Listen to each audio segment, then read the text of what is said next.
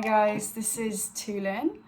So in this video I'm going to share with you basically the conversation that you may have never had with yourself or even by your parents. And it's a really important lesson about yourself and where you are in life. So I'm going to bring some light and perspective into this. So the talk that you may have never had with yourself is, I need to love myself first. So this is something I had to go through. I had to go through the life experience, because someone can say one thing to you and teach you one thing, but you'll never really learn the lesson until you go through it.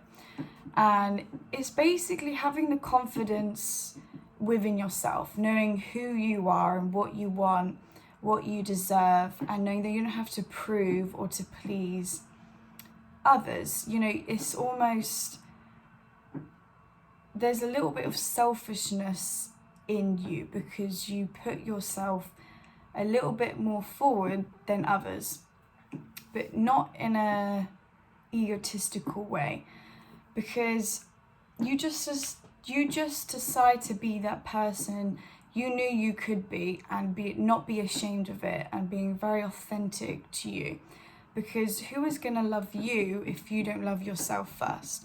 And who is going to respect you if you don't even respect yourself first? And who is going to fill that void if you haven't even filled that void up first? Who's going to trust you if you don't even trust yourself first? And who is going to be there for you when you're not even there for yourself, right? So I think the number one thing that really helped me develop the self-confidence, self-love, was realizing every negative thought that I had was not true. It was just a limitation that I put on myself through an experience, an event, or over a period of time, which I justified with and made that my identity. It's like, this happened to me and this is why I'm like that. So, you may think, yeah, I'm not smart enough, Well, who decided that you're not smart enough? What over a period of time said that you couldn't do a certain thing? So that's a limitation. It's a dead end to whatever that you've put yourself on. So basically this is self-criticism.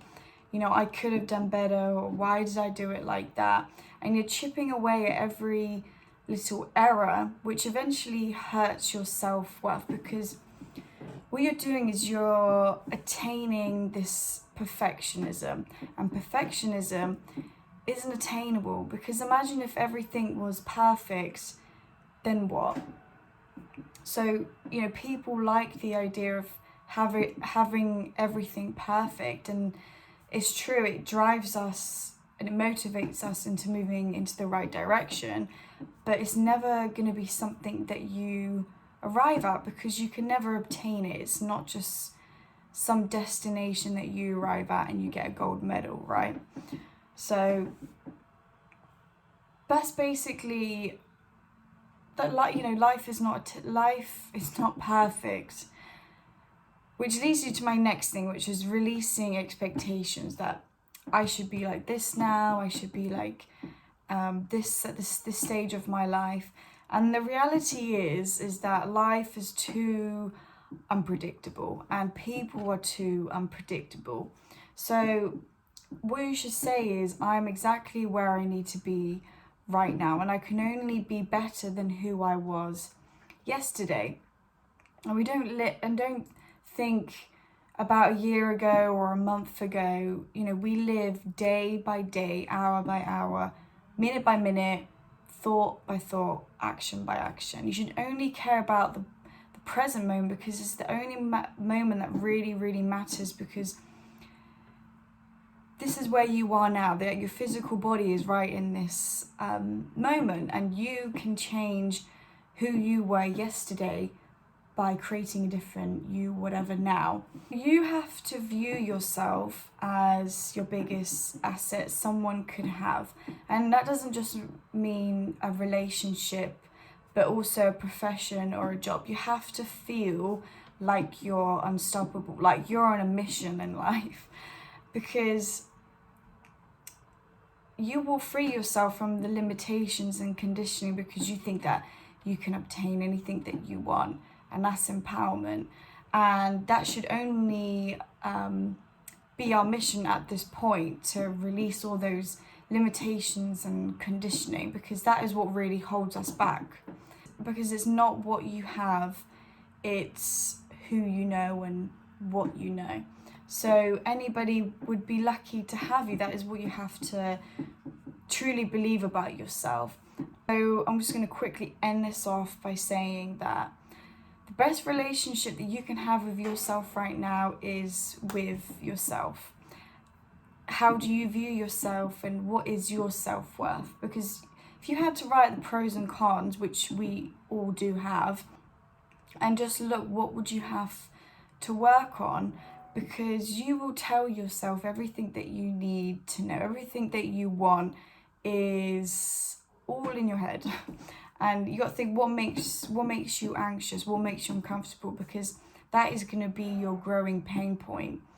But some of us can't stand to be alone, because we always need some external factor to justify our worth through social media, relationships, material objects. And you know, those are fine, obviously, but as long as you don't depend on them for your self-worth and happiness, and as long as you can live without them.